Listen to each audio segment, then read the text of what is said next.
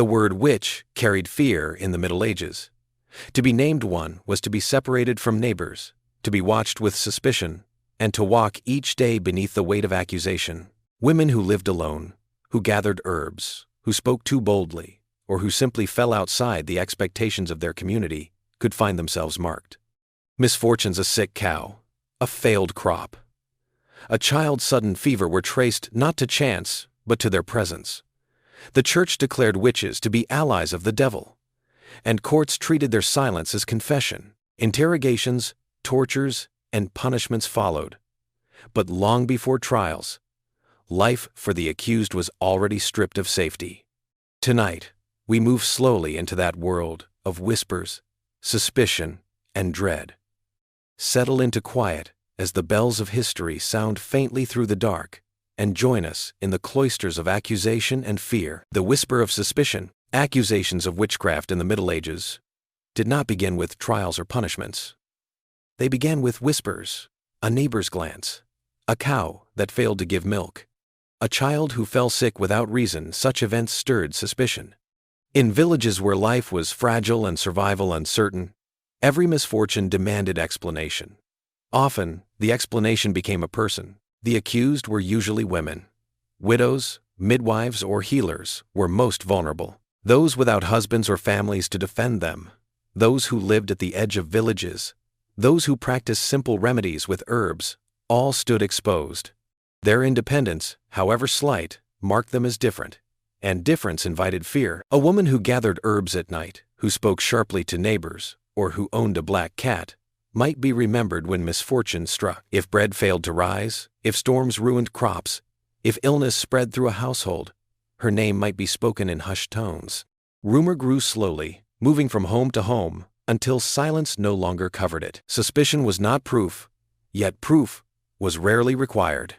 Villages existed within webs of gossip, where stories carried more weight than evidence.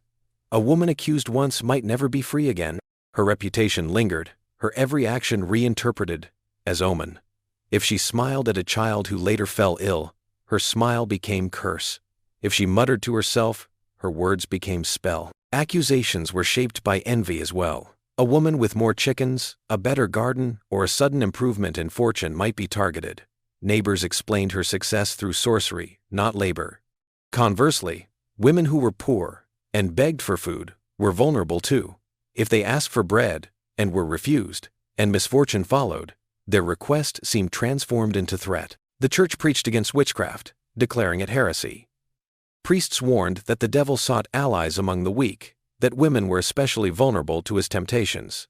Sermons spread fear, teaching that charms, potions, and even simple remedies were signs of corruption. To heal without priestly blessing was to risk being called servant of the devil. Confession manuals listed questions for priests to ask. Did you make charms? Did you mutter words over wounds? Did you keep animals that might serve as familiars? Did you dream of spirits at night? The accused often denied such charges, but denial mattered little once suspicion had taken hold. The process of accusation often began in village courts. A woman might be summoned to explain herself before neighbors and officials. Questions were sharp, and answers twisted into guilt. If she trembled, her fear was seen as confession. If she remained calm, her composure was taken as proof of unnatural aid. There was no safe way to respond. The accused often faced isolation before trial. Neighbors withdrew, families hesitated to defend them. Husbands distanced themselves in fear of shared guilt. Loneliness deepened as rumors grew louder. The woman found herself already condemned, long before judges or priests pronounced sentence. Archaeological remains reveal traces of this fear. Amulets hidden in walls, charms buried in fields, and written prayers folded into clothing. All suggest villagers sought protection from unseen threats.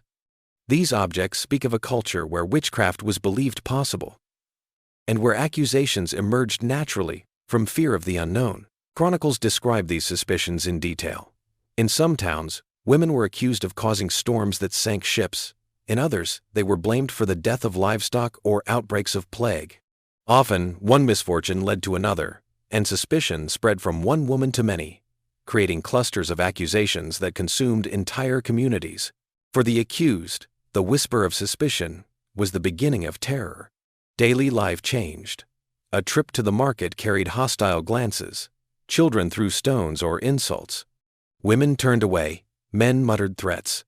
The accused became ghost-like within her own village, present but unwelcome, alive but already marked. The disgusting truth of being accused was that guilt came not from evidence, but from fear itself. Once named, a woman carried the weight of suspicion forever. Her neighbors' illnesses, her animal's health, her own words, everything became evidence of what she was believed to be. Accusations were the start, not the end.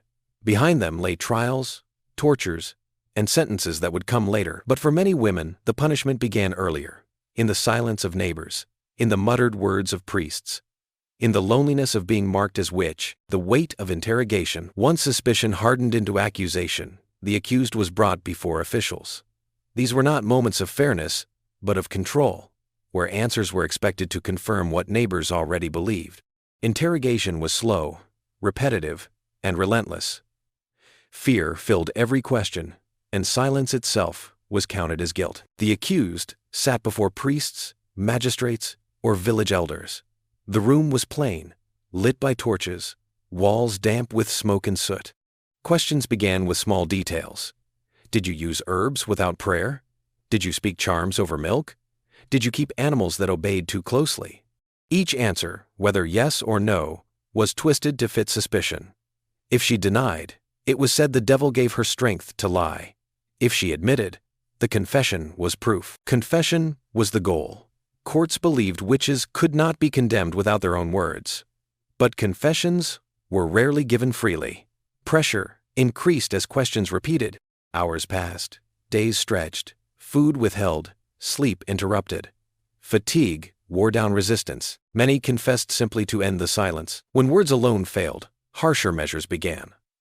Torture was permitted in many regions by the late Middle Ages, justified as the only way to unmask servants of the devil. Instruments were simple yet brutal. Ropes bound wrists, pulled until joints strained. The rack stretched limbs beyond endurance. Iron boots crushed ankles. Needles pierced skin to test for insensitive spots called witch marks. Pain was made into proof. The accused often cried out prayers, begged for mercy, or spoke names of others under duress. Interrogators took these cries as evidence, recording them carefully. If a woman named a neighbor, suspicion spread further. One accusation grew into many. Villages consumed by chains of guilt that began with pain. Women were not the only ones questioned. Men, too, faced accusations, though in smaller numbers. They were asked the same questions. Did you meet with spirits? Did you ride in storms? Did you curse livestock? But women bore the greater weight, for society already saw them as weaker, more prone to temptation, more likely to serve the devil. Records of interrogations survive in court manuscripts. They repeat the same phrases. The accused confessed under pressure. She admitted after much torment. He named accomplices. The words are spare, without detail of screams or broken bodies. But the meaning is clear. Behind the dry language of officials lies suffering beyond words. For the accused, the interrogation destroyed more than the body. It stripped away dignity, community, and memory. To be forced to speak names of neighbors was betrayal. To be compelled to confess to acts never done was despair. Many accepted death as release once words were forced from them. The church saw torture as purification. Priests declared that pain freed truth from the lips, that confession cleansed the soul. But for the accused, the process was not cleansing. It was breaking. Bones cracked, skin tore, and minds weakened under weight of endless questions. Truth became irrelevant. Survival became impossible. Archaeological remains of torture chambers confirm this practice. Iron restraints, racks, and boots survive in museums. Written manuals describe procedures step by step, advising how long to apply pressure, how to pause before death, how to extract confession without killing too quickly. These instructions reveal cold calculation beneath the appearance of law. Villages watched these interrogations with fascination and fear. Crowds gathered outside, waiting for word of confession. When guilt was proclaimed, neighbors felt relief, believing the cause of their misfortunes removed. Yet suspicion rarely ended. Another illness, another storm, another death soon raised new names. Interrogation was not conclusion, but cycle. The weight of interrogation lay not only on the accused, but on entire communities. Families lost members, children orphaned, homes abandoned. Fear grew heavier with each trial, for anyone might be next. To speak too loudly, to act too differently, to fail to conform, all risked the torch of suspicion. The disgusting truth of interrogation was not only in pain inflicted, but in its certainty. Once accused, survival was unlikely. Answers could not absolve. Silence was guilt, denial was guilt, confession was guilt. The outcome was known before the questions began. What remained was the slow breaking of body and spirit, until death itself became release from the endless weight of suspicion. The theater of trial, after whispers turned to suspicion, and after interrogation bent words into confession, the accused was led into the space of trial. Trials were public, performed for communities as much as for judges. They were not quiet inquiries, but staged events where fear, rumor, and spectacle merged into judgment. For the accused, the trial was less about truth than about theater. The trial was usually held in a hall, a church, or in open squares of towns. The accused stood before magistrates, priests, or panels of local elders. Villagers crowded around, whispering, pointing, waiting to see guilt displayed. The accused often appeared gaunt from imprisonment, bruised from torture, her voice thin, her body weary. Yet weakness itself was seen as evidence. If she stumbled, it was said the devil withdrew strength. If she stood tall, it was said the devil supported her. Every gesture carried meaning. Charges were read aloud. They were rarely precise. The accused was said to have cursed cattle, spoiled crops, or called storms. Some were accused of poisoning children, others of stealing milk, still others of flying through nights with spirits. The charges reflected local fears more than fact. A failed harvest became witchcraft. A sudden death became curse. Misfortune took human form in the accused. Confessions, already forced in interrogations, were read into record. Often they included fantastic details, meetings with demons, dances at midnight, feasts with spirits. These were not spontaneous but drawn out under torment, words spoken in desperation and reshaped by scribes. Still, when read aloud, they became proof to villagers who already believed. Witnesses were called. Neighbors recounted quarrels, glances, muttered words. One might say the accused asked for bread, and when refused, sickness followed. Another might recall her walking near fields before storms came.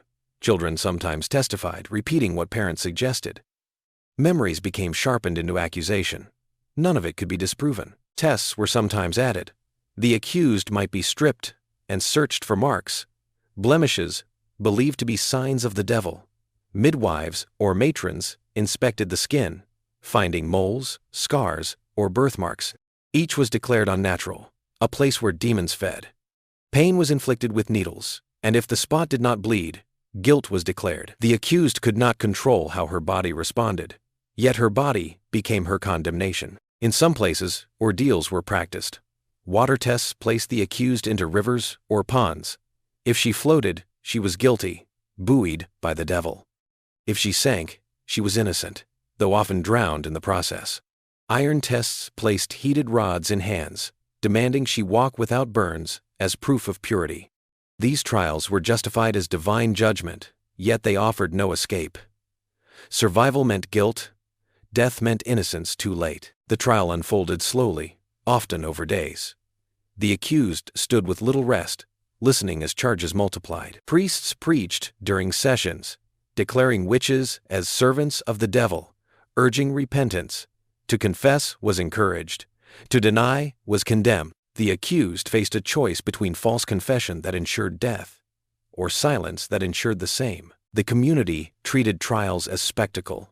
Crowds filled halls, markets emptied, children perched on walls. People who had lived with the accused for years now watched her humiliation. For them, the trial was reassurance that fear had form.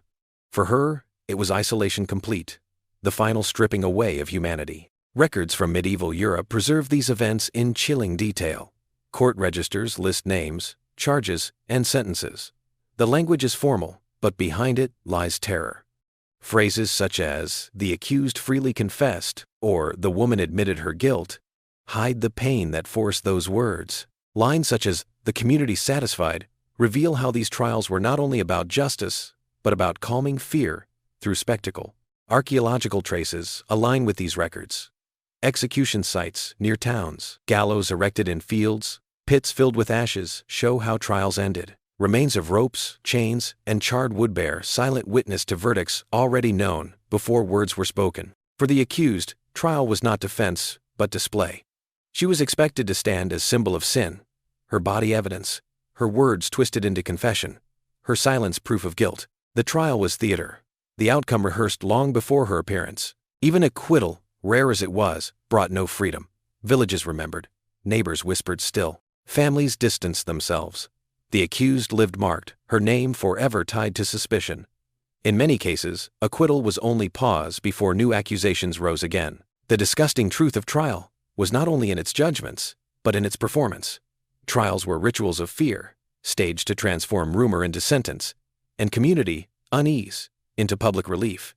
The accused stood alone before neighbors and priests, not to be heard, but to be displayed. Fire, rope, and ash. For many accused witches, the end came not in interrogation or trial, but in execution. Once condemned, the sentence was carried out in public, designed as warning, ritual, and display. Death was not private, but collective, a performance of fear repeated across towns and villages. Fire, rope, and ash became the final chapters in lives marked by suspicion. Burning was the most infamous punishment. The condemned was led to a stake, often in a field or open square. Crowds gathered, drawn by curiosity as much as by fear. The accused was tied with rope or chain, wood piled high at her feet. Some fires were lit quickly, consuming her in minutes. Others were arranged to burn slowly, prolonging agony. Priests stood nearby, urging repentance even as flames rose. Smoke filled the air. The smell of burning flesh mingled with ash and fear. For villagers watching, it was spectacle. For the condemned, it was silence broken only by screams carried away by wind. Hanging was also common. A rope around the neck, a beam or tree as gallows, and a crowd to watch. Some were dropped swiftly, their necks broken at once. Others died slowly, bodies twisting, breath fading over minutes. The gallows stood as warning, bodies sometimes left hanging for days as reminders of judgment. In certain regions, beheading was chosen. The condemned knelt, a sword or axe raised high. For nobles accused of witchcraft, this method was seen as more fitting, less painful, though it was still public, still ritual. The crowd's silence often followed the strike, the body collapsing as head rolled, blood soaking earth. Punishments before execution added humiliation. Some were paraded through streets, wearing coarse garments, mocked by neighbors. Others were whipped or branded, forced to confess again as they walked. Children jeered, adults threw stones. The accused bore final insults before death. For communities, this was cleansing. For the condemned, it was degradation. Confiscation of property often followed. Families of the accused lost homes, livestock, and fields. Husbands were ruined, children left destitute. Punishment extended beyond death, ensuring memory of witchcraft remained tied to entire households. The execution was not end, but shadow stretching into generations. Chronicles describe these scenes in sparse language. She was burned at the stake. He was hanged for sorcery. They were executed for dealings with the devil. The brevity hides suffering. No chronicle records the screams, the smoke, the silence of children watching mothers die. Archaeological remains of ash pits, charred wood, and gallows foundations preserve fragments of what words conceal. Priests framed execution as salvation.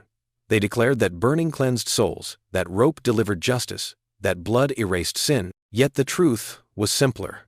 Executions reinforced fear, silenced dissent, and offered communities the illusion of control. Misfortune seemed explained, evil seemed punished, though sickness, storms, and hunger always returned. For the condemned, death came after long despair.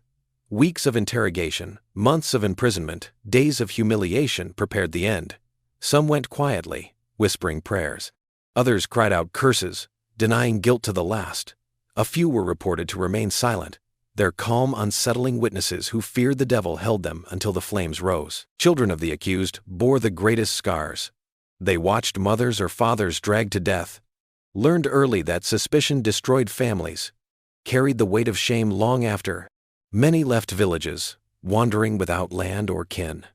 Others remained, marked by whispers, their lives shaped by accusations not their own. Executions did not always end suspicion. In some villages, burning one witch led to naming of another. Crowds left one stake only to whisper new names. Fear fed itself. Trials repeated. Fires burned again. The cycle continued until entire communities bore scars of death. The disgusting truth of execution was its ordinariness. Burning, hanging, beheading, each became part of the rhythm of life, witnessed by thousands, repeated across centuries. The screams became familiar, the smoke expected, the ash trampled into earth by feet returning to fields. Love, family, and community dissolved in the face of fear. What remained was spectacle, bodies consumed, and silence settling after crowds dispersed. Cold cells and waiting before fire, rope, or judgment. The accused often spent long weeks in prison. These were not places of safety, but of waiting, where bodies weakened, spirits broke, and death crept slowly even before sentence was carried out. The cells of medieval Europe were narrow, damp, and filled with silence broken only by chains and footsteps. To be accused of witchcraft was to know not only fear of trial, but also misery of imprisonment. Cells were cut from stone, their walls rough and wet with moisture. Small windows, if any, let in little light. The air was heavy with the smell of rot, mold, and waste. Floors were covered with straw, often soaked and crawling with vermin.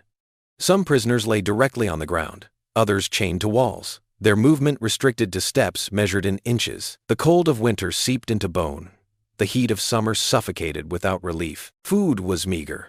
A piece of bread, a bowl of thin broth, water carried in wooden cups. Hunger gnawed at prisoners, their bodies thinning as days stretched into weeks. Some grew too weak to stand during trial. Their appearance itself read as guilt. To starve was not punishment but condition, expected of all who waited in prison. Clothing rotted in dampness. Lice spread quickly. Fleas thrived in straw. Sores opened on skin. The accused scratched until blood ran, yet no relief came. Some were left in rags, their garments torn during searches for marks of witchcraft. The body, already weary from interrogation, grew weaker under the weight of neglect. Isolation deepened misery. Many were held alone, cut off from families. Children cried outside walls. Husbands or wives begged for visits, but guards refused.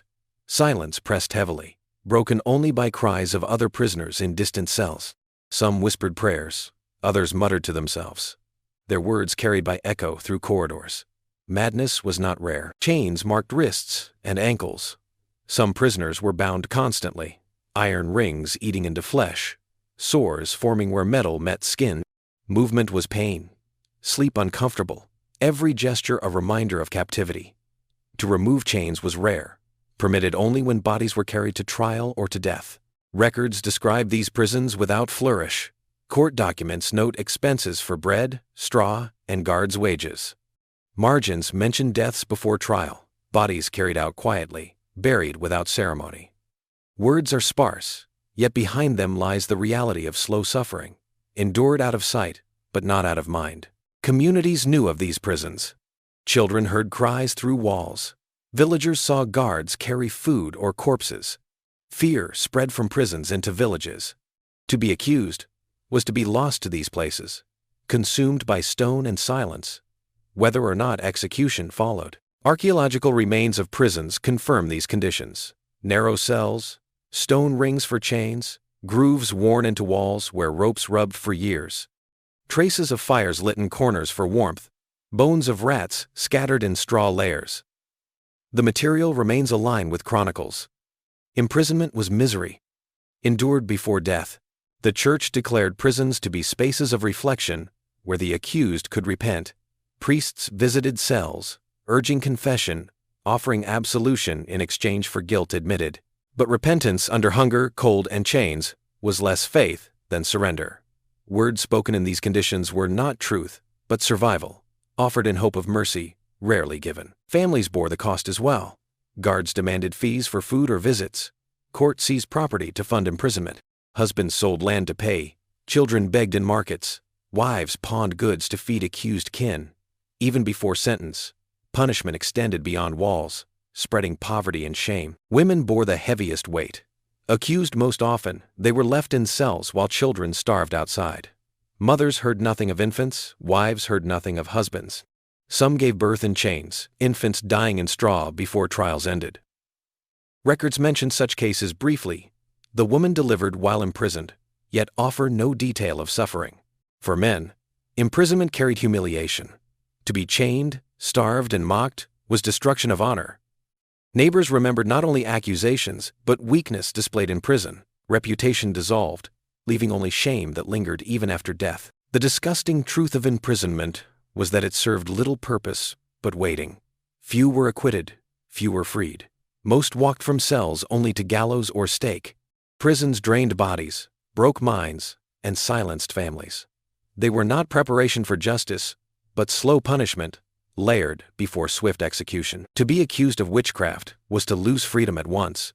Even before verdict, the accused lived in misery of cells, the world narrowed to stone, straw, and chains. For many, death by fire or rope was not beginning of suffering, but its end. Neighbors and the seeds of fear, accusations of witchcraft rarely began with priests or magistrates. They began in villages, in markets, and in homes, among neighbors who lived side by side for years. The power of gossip was as strong as any law, shaping suspicion into belief, and belief into condemnation. To be accused of witchcraft was to be betrayed not by strangers, but by those who had once shared fields, ovens, and wells. Villages in the Middle Ages were small. Families lived in close clusters of houses, their lives intertwined by work, trade, and obligation. Every action was seen, every word remembered. Privacy was scarce. A quarrel shouted in the street, an insult muttered at a well, a refusal of charity, these lingered in memory, waiting to resurface when misfortune struck. When crops failed, when animals died, when children grew sick, memories of anger returned, and the one who had spoken sharply became the one to blame. Gossip served as explanation in a world without science. Illness spread suddenly. Storms ruined harvests, bread spoiled in ovens. Without knowledge of germs or weather, people sought human causes. If a woman was seen collecting herbs at night, her presence explained illness. If a man's fortune rose while others struggled, neighbors whispered of bargains with the devil. Gossip transformed misfortune into accusation, suspicion into certainty. Women bore this weight most heavily. A widow who lived alone, without husband to defend her, stood out. A healer who used herbs for childbirth or illness was admired until results failed, then feared. A woman who begged for food and cursed when refused became dangerous once misfortune followed. Neighbors remembered, repeated, and soon believed. The line between ordinary and dangerous was thin. Envy sharpened suspicion. Families who prospered were watched closely. A woman with more chickens, a better harvest, or healthier children drew whispers. Success was not seen as labor but as sorcery. Conversely, poverty attracted suspicion too. The poor, when denied food or aid, were feared for curses. Both ends of fortune became dangerous, both attracting the envy or resentment of neighbors. Court records preserve these patterns. Witnesses spoke of words overheard, of quarrels remembered, of gestures seen. A villager testified that the accused muttered when refused butter, and soon after, cows went dry. Another recalled that a child fell ill after the accused touched its head. Such testimonies were rarely questioned. Neighbors' words became law, spoken in courts with authority. Children were drawn into this cycle. They repeated what parents whispered, sometimes claiming dreams or visions. Their words, though uncertain, were treated as pure. If a child said a woman appeared at night, flying or whispering curses, the claim was accepted. Fear shaped memory, and memory shaped testimony. Communities reinforced one another. Once a woman was named, others stepped forward with stories. Old quarrels resurfaced. Years of tension poured into accusation. Rumors that had lingered quietly became spoken openly. The accused found herself surrounded not by one voice but by many, her entire village echoing condemnation. Archaeological traces reveal evidence of communal fear, amulets buried beneath thresholds, charms hidden in hearths, and bottles filled with pins or herbs placed in walls suggest households sought protection from neighbors. Fear of witchcraft was not abstract. It lived next door, shaping how people guarded themselves daily. The church encouraged this vigilance. Priests preached of the devil moving through ordinary lives, of witches living in villages, of the need to remain alert. Sermons reminded congregations that evil was close, not distant. Neighbors listened, then watched more closely, seeing danger in gestures once ignored. Yet gossip was not only fear, it was also weapon. Disputes over land, inheritance, or property could be settled through accusation. To remove a rival, one needed only to whisper of witchcraft. Courts listened, neighbors agreed, and suspicion grew. The accused rarely had power to resist. Gossip became a tool of control, turning ordinary disagreements into life or death. Communities justified these actions by claiming protection. To remove a witch was to protect crops, children, and livestock. Executions were seen as cleansing, prisons as safety. Villagers believed themselves safer once accusations led to punishment, even though illness and misfortune always returned. The cycle continued, each generation repeating the same patterns. For the accused, betrayal by neighbors cut deeply. Women who had shared bread, who had helped with births, who had worked in fields together, found themselves abandoned. Silence replaced kindness. Suspicion replaced friendship. The accused stood alone, marked by the voices of those she had once called companions. The disgusting truth of accusation is that it came not from strangers, but from communities themselves. Neighbors turned fear into rumor, rumor into testimony, testimony into death. The village that once sustained life became the place where lives ended, consumed by whispers carried from door to door until no defense remained. The search for marks, accusations of witchcraft, were rarely left at the level of rumor or confession. Authorities sought visible proof upon the body itself, believing the devil marked those who served him. This belief turned ordinary features of skin moles, scars, freckles, or birthmarks into evidence. For the accused, the search was a slow, humiliating ordeal that stripped away privacy, dignity, and hope. The idea of a witch mark spread through Europe in the later Middle Ages. Priests and jurists wrote that the devil sealed a pact with flesh, leaving behind a spot that could not bleed, could not feel pain. Manuals for judges instructed them to order examinations, while traveling witch prickers made a profession of it. Bodies became landscapes to be read, and every blemish became a potential sign of guilt. The accused was often stripped of clothing. For women, who formed the majority of those charged, this was profound humiliation. Villages gathered in courts or chambers where midwives, matrons, or hired men examined their skin. In some towns, the stripping took place in public, the body of the accused exposed to neighbors who once greeted her at wells and markets. What had been private became spectacle, her flesh read aloud like a text. The examiners moved slowly, noting freckles, scars from childbirth, or lines from labor. A mole was described as a teat for demons to suck. A scar from a long-healed wound was said to be the devil's seal. Skin tags, cysts, or simple blemishes became unnatural. No explanation of age or illness excused them. Courts demanded signs, and signs were always found. Pricking followed. Examiners carried long pins or knives, pressing them into suspicious marks. If the accused cried out, it was said to be false pain, staged to deceive. If she did not, it was said the devil protected her from suffering. Sometimes, blades were designed with retractable points, sliding harmlessly into their handles, while giving the illusion of piercing. Such tricks turned every test into confirmation, ensuring the accused could not escape guilt. Hours passed as bodies were pierced again and again. Needles entered skin hundreds of times, leaving bruises, welts, and bleeding sores. Exhaustion, shock, and resignation dulled reactions, which examiners then declared proof of insensibility. Pain became evidence, and lack of pain became evidence. There was no path to innocence. For women, this was more than physical agony. It was degradation. Midwives who once aided births now pressed needles into skin, turning care into condemnation. Neighbors who once shared food now watched silently as privacy dissolved. To stand naked, pierced, and judged was to lose all sense of humanity long before a sentence was passed. Men, when accused, endured the same process, though less often. Their scars from labor, their calluses from work, were read as signs, but women's bodies carried the marks of childbirth, menstruation, and age, features easily declared unnatural. The focus of suspicion fell disproportionately on them, their bodies seen as weaker, more mysterious, more open to devil's touch. Records preserve these examinations in chilling brevity. A mole was found upon her thigh. The accused bore a mark on the left shoulder. The skin did not bleed when pierced. These sentences, written in Latin or vernacular, sealed fates.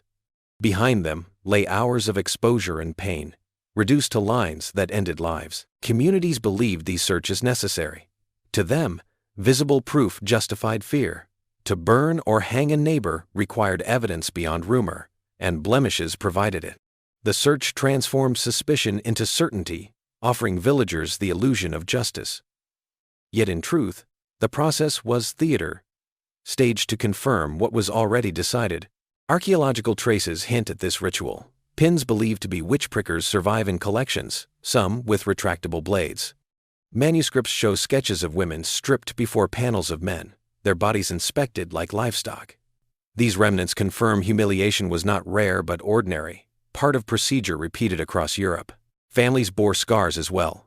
Husbands lost wives to humiliation. Children heard whispers of mothers stripped, and the accused endured more than physical pain. They endured betrayal. Midwives who once delivered their children now searched their bodies for devil's marks. Neighbors who once shared greetings now stared silently. The trial became not only a process of law but a collapse of community, where trust turned into exposure. Pierced, even if acquitted, the shame lingered. The body once made public could never be private again. Communities remembered, and the stain of accusation did not fade. The disgusting truth of the search for marks is that it was designed never to fail. Every blemish, every scar, every mole could be proof. Needles that pierced too shallow, bodies too shocked to react, examiners too eager to declare guilt, all ensured outcome. The body itself became enemy, carrying signs that could not be denied. For the accused, this stage was often worse than trial. Death might come later, but dignity was lost here. To be stripped, pierced, and read as text of guilt was to die before death. Skin betrayed, neighbors betrayed, and the silence of courts confirmed what had always been expected. The search for marks turned ordinary human bodies into landscapes of evil. In freckles, scars, and blemishes, judges claimed to see the devil's work, but what they truly revealed was the fear and cruelty of a world eager for proof, even when proof did not exist. Why women were targets? In the Middle Ages, witchcraft accusations did not fall evenly upon all. The weight of suspicion pressed most heavily on women. Though men were accused, and some executed, the overwhelming majority of those marked as witches were female. To understand this imbalance is to see how gender shaped fear, law, and imagination in medieval society. The church declared women more vulnerable to sin. Priests preached that Eve's disobedience had brought weakness into the world, that women were more easily swayed by the devil, more prone to temptation, more fragile in body and mind. Sermons described them as imperfect vessels, needing guidance, correction, and obedience. This theology made accusations believable, for to claim a woman had consorted with demons aligned with what many already thought. Daily life reinforced these ideas. Women were responsible for food, health, and childbirth. They baked bread, brewed ale, tended gardens, and cared for the sick. When bread failed to rise, when ale soured, when illness spread, suspicion naturally fell on those closest to the work. Midwives especially were vulnerable. They handled childbirth, a moment filled with danger, blood, and mystery. When infants died or mothers failed to recover, grief often turned into blame. The midwife's skill, once trusted, was reinterpreted as sorcery. Widows were frequent targets. Without husbands or male protectors, they stood alone. Their independence was unusual, their survival outside male authority suspicious. A widow with property drew envy. A widow who begged for food drew resentment. If she asked for charity and was refused, and misfortune followed, neighbors whispered of curses. Isolation itself made women vulnerable. Old age increased suspicion. Women with wrinkled skin, frail bodies, and sharp tongues were easy to mark as dangerous. Their appearance fed imagination of witches bent over cauldrons, muttering curses. Children feared them, adults mocked them, and when disaster struck, Their names were among the first spoken. To live long was not always blessing. For some, it became the road to accusation. Sexuality also played a role.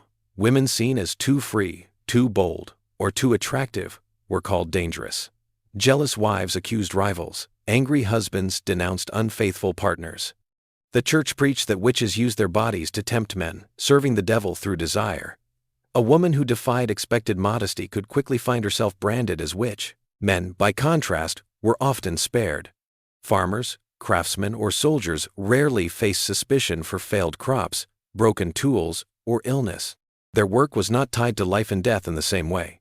When accused, men were often healers, fortune-tellers, or those who challenged authority. Yet even then, numbers remained small compared to women. Court records from across Europe confirm this imbalance. In some regions, over 3/4 of those accused were women. In certain towns, nearly all victims were female, their names preserved in dusty registers. These documents reveal the pattern clearly. Midwives, widows, healers, and old women bore the greatest risk. Communities accepted this pattern without question. Children repeated it, learning to fear women at margins of villages. Songs and stories portrayed witches as female, their images reinforced in imagination. Artists painted women with cauldrons. Writers described them writing at night. Priests warned of women's weakness in sermons. The association became self-fulfilling. Even in families, gender-shaped accusations. Husbands accused wives, sons accused mothers, brothers accused sisters. Sometimes this was to protect themselves under interrogation, naming women instead of men. Sometimes it was to gain property, removing women from inheritance. Gender made betrayal easier, for society expected women to be weak, sinful, and expendable. Archaeological remains reveal few direct traces of gender in accusation, yet indirect evidence persists. Burial sites show women executed for witchcraft, their graves separate or unmarked. Rings, amulets, or tools associated with midwifery appear in layers tied to accusations. These fragments echo written records where women's lives were transformed into evidence of guilt. The Church reinforced these beliefs. Manuals for inquisitors described women as particularly susceptible to witchcraft. The Malleus Maleficarum, written in the late 15th century but echoing earlier thought, stated that women were weaker in faith, more carnal in nature, and thus more easily seduced by the devil. Though not medieval in its earliest form, it codified centuries of prejudice into law and procedure. The disgusting truth is that accusations of witchcraft were not only about fear of sorcery, they were about control. Women who lived outside expected roles widows, healers, midwives, or simply those too outspoken were labeled dangerous. Gender made them vulnerable, law made them guilty, and fear made their deaths acceptable. For women of the Middle Ages, to live was to walk a narrow path. To stray from obedience was to risk suspicion. To live alone was to invite envy. To speak too boldly was to invite fear. To age was to become symbol of danger. Romance, family, and community did not shield them. Gender itself marked them as witches long before accusations came. Witches at the birthbed. Childbirth in the Middle Ages was filled with danger. Women entered labor knowing that survival was uncertain, that fever, bleeding, or exhaustion might take them or their children. Without medical science, birth was guided by midwives, herbs, and prayer. It was in this fragile space that witchcraft accusations often took root. When life began, fear of death surrounded it, and suspicion followed those who assisted. Midwives carried knowledge of herbs, positions, and rituals passed down through generations. They knew how to ease labor with infusions of fennel or rue, how to cut cords, how to wash newborns. Their skill made them essential, but also vulnerable. When mothers or infants died, midwives bore blame. What had been trusted practice became interpreted as sorcery. Their hands, once welcomed, were seen as dangerous. Records describe these accusations. In some trials, midwives were charged with killing infants through spells. Others were accused of offering newborns to demons, of smearing oil on bodies to mark them for the devil. The charges were rarely specific, yet they carried the weight of fear. A child dead at birth became proof that the midwife's touch was cursed. Infants who survived but grew sick also fueled suspicion. Fever struck quickly, rashes spread, cries weakened. Without explanation, families looked to those who had been present at birth. If a child wasted away, neighbors whispered that the midwife had cursed it. If a child thrived too strongly, envy suggested unnatural aid. Midwives became scapegoats, blamed for outcomes they could never control. Women in labor sometimes muttered prayers or charms, words meant to bring comfort. These words, spoken in pain, were remembered later as incantations. Herbs burned for fragrance or relief were called potions. The line between healing and sorcery blurred. What was once care became evidence when fear demanded it. Mothers themselves were not free from accusation.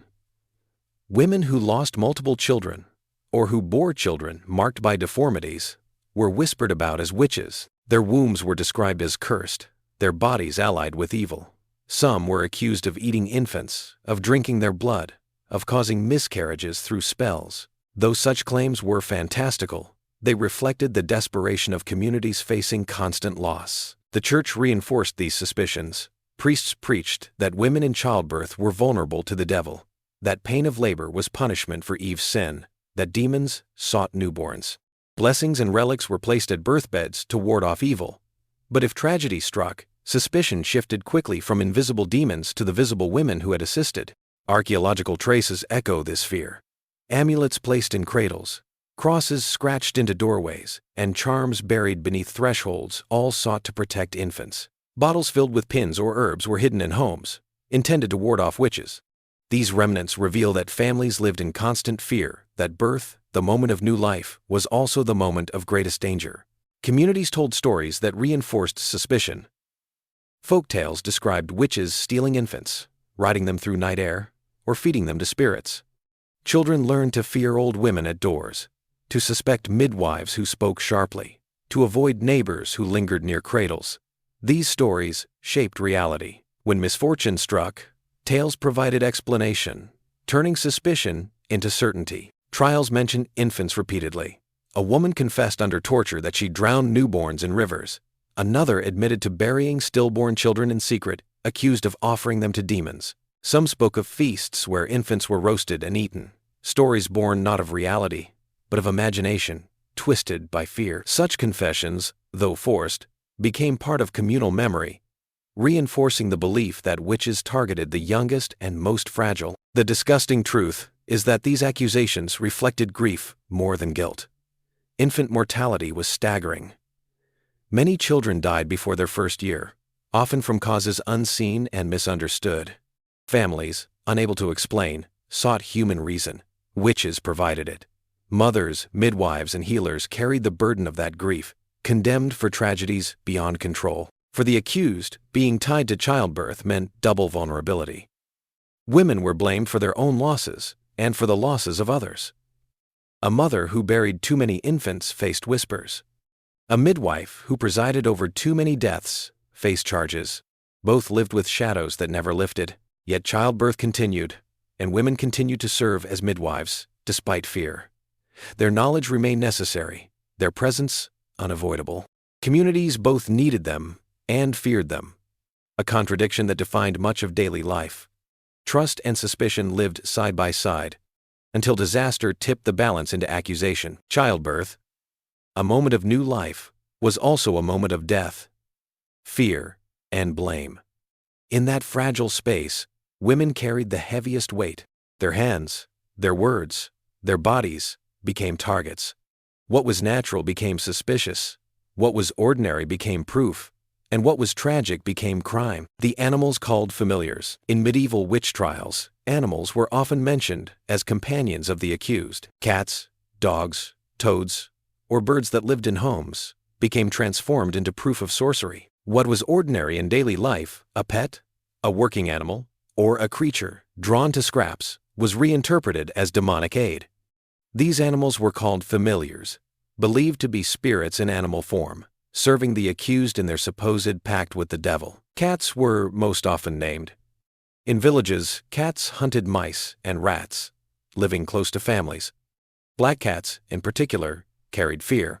Their silent movements, their eyes glowing in dim light, made them unsettling.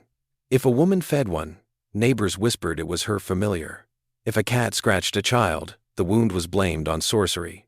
Cats became symbols of witchcraft, not because of their nature, but because of human imagination that turned ordinary habits into signs of evil. Toads were another common accusation. Amphibians lived in damp corners of cottages, beneath straw or near wells. Their appearance, sudden and strange, seemed unnatural. Some midwives used dried toad parts in remedies, passing down practices of folk medicine. These uses, once ordinary, became suspicious when the women themselves were accused. A toad near a home could be declared a demon in disguise, proof that the woman who lived there served unholy powers. Dogs, though less feared, also became evidence. Loyal companions to peasants and nobles alike, they sometimes followed accused women closely. Their loyalty was reinterpreted as unnatural devotion.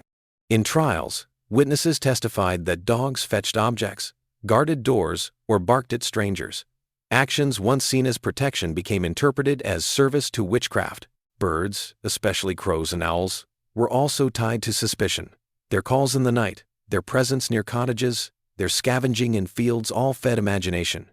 If a woman was seen with a crow perched nearby, it became symbol of her pact. If an owl called before illness, it was sign of curse. Folklore transformed common wildlife into evidence of sorcery. Trials recorded these associations in detail. Witnesses testified that animals sucked blood from the accused, feeding on their skin. Others claimed that witches gave milk to cats or toads, nourishing demons disguised as animals. Some records describe marks on skin interpreted as teats, said to feed familiars. The body of the accused and the behavior of animals became linked, each reinforcing suspicion of the other. Communities accepted these ideas because animals lived so closely with people. In small cottages, creatures moved freely, blurring boundaries between wild and domestic. Their sudden appearances, their habits of feeding, their nocturnal sounds all created unease. When misfortune struck, memories of animals near the accused became evidence. Fear turned presence into proof. Archaeological remains reveal traces of this fear. Skeletons of cats and toads have been found buried beneath thresholds, placed deliberately as protection. Some were sealed within walls, their remains meant to guard households from witches. These finds show how deeply people believed animals carried supernatural weight, whether as protectors or as demonic companions. Folktales preserve the same themes. Stories told of witches transforming into animals, slipping through keyholes as cats or flying as birds. Children grew up hearing of toads that spoke with human voices, of dogs that guided witches to Sabbaths. These tales shaped how villagers understood ordinary animals, making every encounter a possible sign of danger. The church reinforced these fears. Priests preached that demons could take animal form, serving humans who had turned from God. Manuals for inquisitors instructed them to search homes of the accused for creatures. If a cat or toad was found, it was listed among proofs. The presence of an animal that others ignored became fatal for one already suspected. Women, again, bore the brunt of these beliefs. A widow who fed scraps to a stray cat was accused of nourishing a demon. A healer who kept toads for remedies was accused of making pacts. The bond between women and small animals, often practical or affectionate, was recast as unholy. The ordinary became dangerous once suspicion entered. The disgusting truth is that familiars never existed. The animals accused were common creatures, living among people in every village. Their habits were natural, their presence unremarkable. Yet fear and imagination turned them into demons. For the accused, their companionship, once source of comfort, became evidence that led to death. The trials remind us that witchcraft was less about spells than about fear of difference. Animals, ever present in daily life, became convenient signs, their behavior shaped by human interpretation. For those accused, a cat's purr, a toad's croak, a crow's call, or a dog's bark was enough to condemn. The night of the Sabbath. Among the most feared images of witchcraft in the Middle Ages was the gathering called the Sabbath. Trials, confessions, and sermons described it as a secret meeting where witches gathered in fields, on hills, or deep in forests to feast, dance, and worship the devil. Whether these gatherings ever occurred in reality did not matter. The idea itself shaped fear, and the accused were forced to confess to attending nights of darkness that lived mostly in imagination. Confessions often described travel to these Sabbaths. Women said they rode upon animals, upon broomsticks, or upon the backs of demons. Some claimed to smear ointments on their bodies that allowed them to fly. The images were vivid, yet they were drawn out under torture or pressure. What the accused truly said is lost. What remains are words reshaped by interrogators who demanded proof of the gatherings they believed in. At the Sabbath, witches were said to meet the devil himself. He appeared in many forms, sometimes as a man dressed in black, sometimes as a goat with horns, sometimes as a shadow. The accused were forced to say they knelt before him, kissed his body, and pledged obedience. Manuals for inquisitors insisted on these details, ensuring that confessions followed patterns familiar to courts and priests. Feasts were described, though food was often meager in reality. Accused women spoke of eating roasted infants, of drinking blood, of consuming black bread and foul meats. These confessions echoed folktales rather than life, shaped by imagination of interrogators.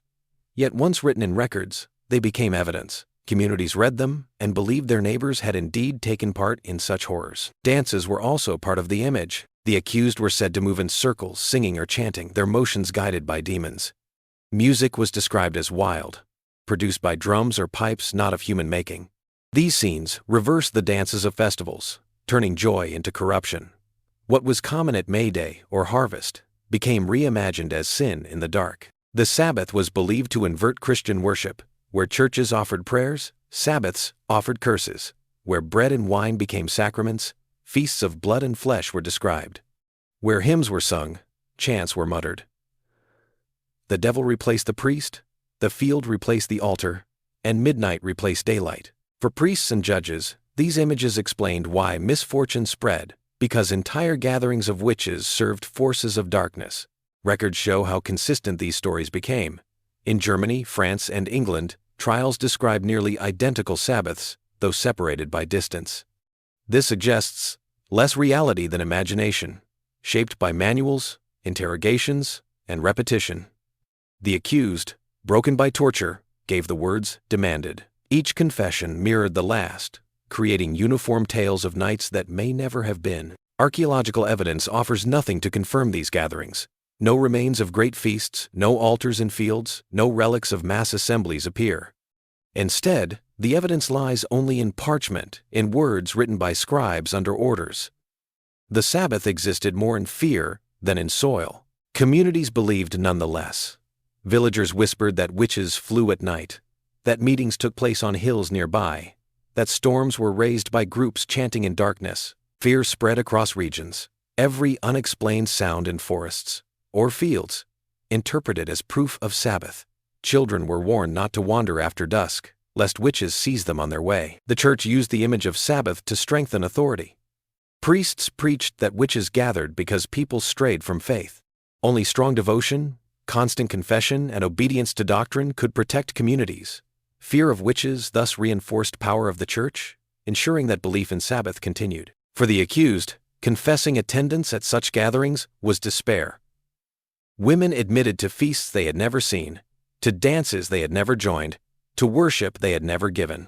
Under pain, they spoke words demanded, knowing silence meant more torment. Their names were tied forever to stories that belonged more to imagination than to their lives. The disgusting truth of the Sabbath is that it was invention shaped into law. Confessions of flying, feasting, and worshiping the devil were born not from reality, but from fear and coercion. Yet once believed, they justified prisons, tortures, and executions.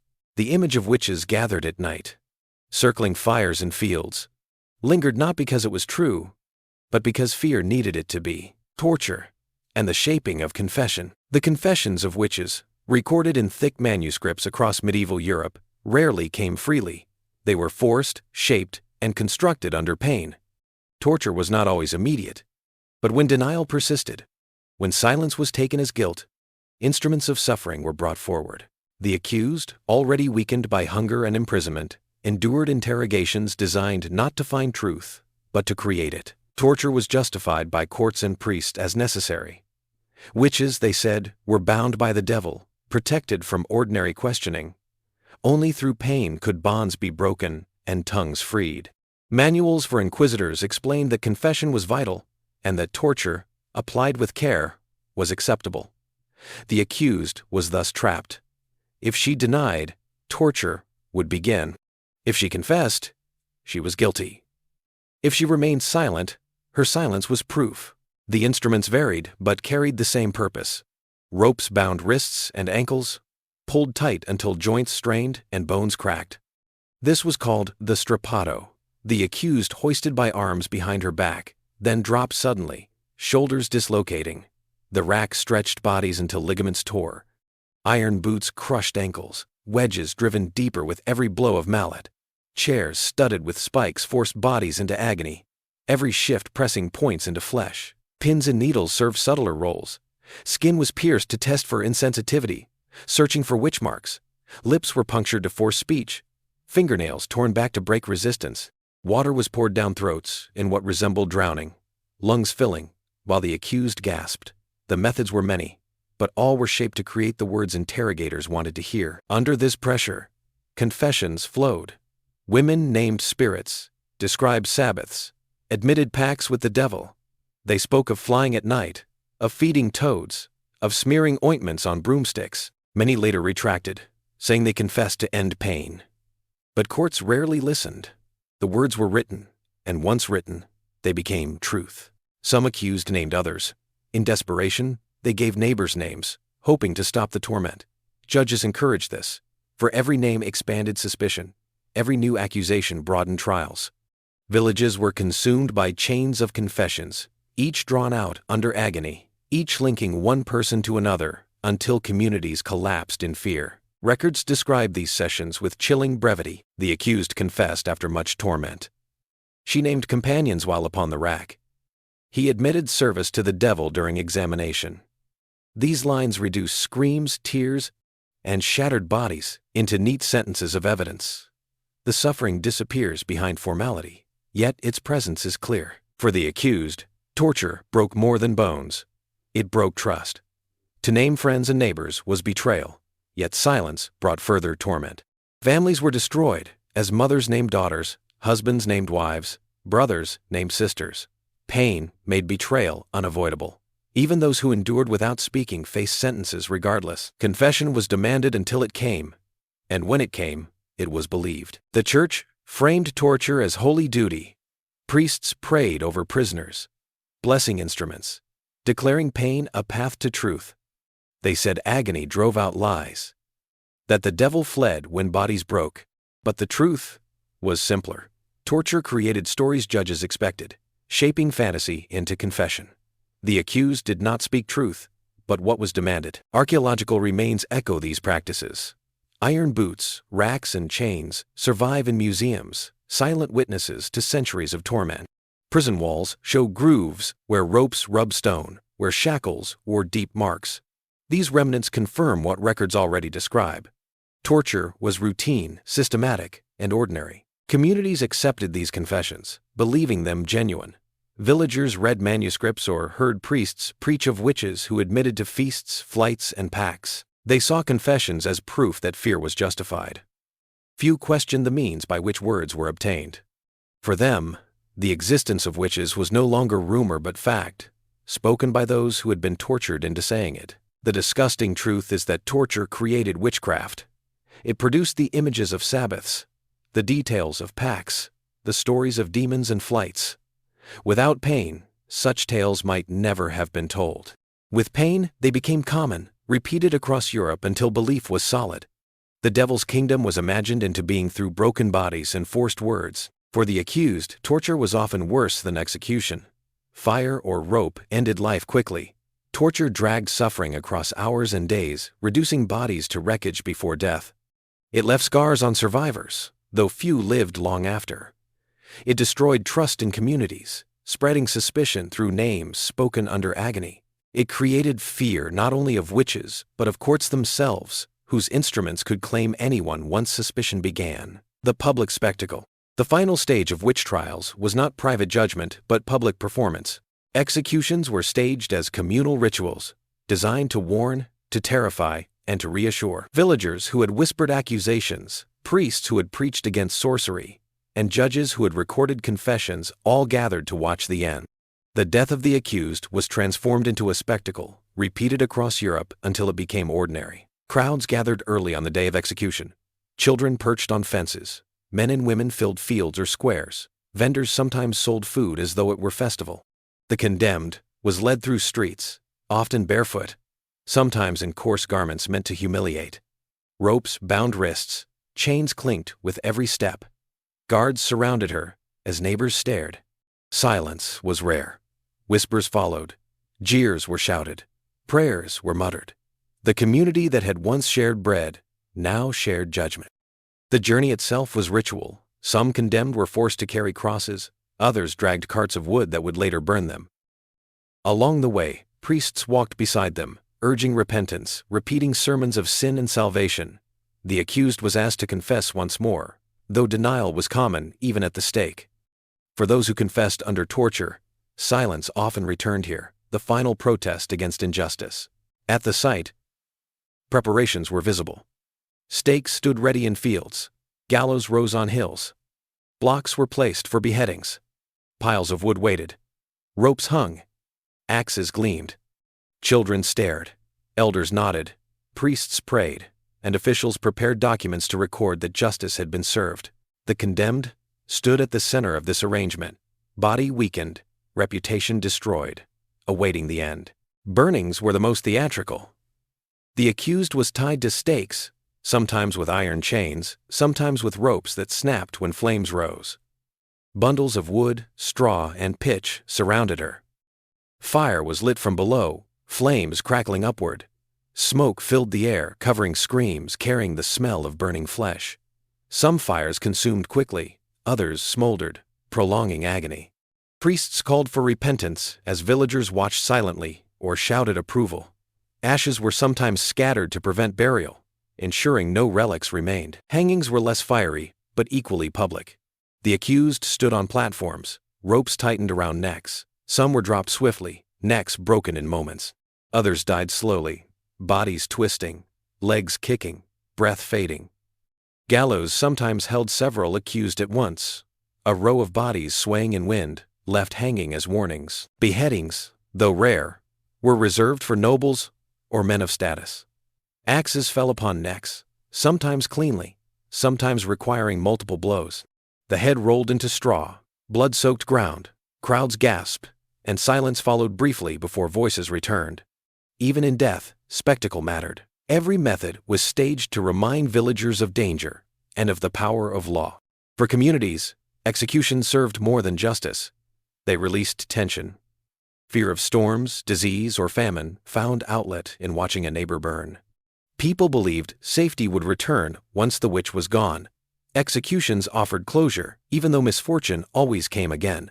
The cycle of fear required repeated spectacles, each one feeding the next. Records of these events are blunt. She was burned at the stake. He was hanged.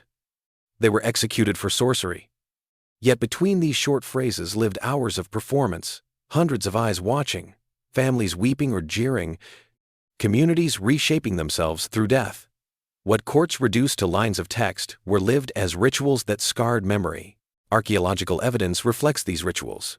Ash pits near towns, gallows posts sunk deep into soil, charred fragments of wood all survive. These remnants confirm that executions were repeated, ordinary, and large enough to leave marks in earth centuries later. The ground itself holds memory of spectacle. The church blessed these acts. Priests framed them as victories against evil, sermons delivered as flames rose, prayers spoken as ropes tightened. They declared that the community was purified, that God's justice was shown. Yet what they called purification was suffering, and what they called justice was humiliation. Religion sanctified spectacle, making cruelty sacred in the eyes of those who watched. Families of the accused bore the heaviest weight. Children watched parents consumed. Husbands saw wives hanged. Mothers saw daughters tied to stakes. Property was seized, homes abandoned, names erased. The spectacle destroyed not only individuals but families, scattering survivors in poverty and shame. The disgusting truth is that these deaths became entertainment as much as warning. Crowds came not only from fear, but from curiosity. Children grew up watching bodies burn, learned that justice meant flames, and carried those images into adulthood. Executions became part of rhythm of life, ordinary as markets and festivals. For the accused, the spectacle was the end of a long journey of whispers, prisons, interrogations, and torture. Death was final, but humiliation lasted longer. Villagers remembered screams, ashes, and ropes more vividly than the life that came before. What remained was not the woman or man who once worked, prayed, and lived among them, but the image of a witch consumed in public sight. The stories of accused witches are not tales of magic, but of fear, suspicion, and suffering. Each whisper of rumor, each mark upon the skin, each confession forced under pain became threads in a web that trapped ordinary people. They were mothers, widows, healers, and neighbors, transformed by fear into symbols of evil. Their bodies were searched, their words twisted, their lives consumed by spectacle. Behind every trial and execution lay hunger, storms, sickness, and grief that villages could not explain. History preserves their silence in court records, in ashes buried beneath soil, in whispers carried through generations. To listen now is to sit with the weight of their world, slow and heavy, shaped by dread. If you wish to drift further into these forgotten shadows of the past, into voices broken by time, remain with us, subscribe, and join us again in the quiet of history's night.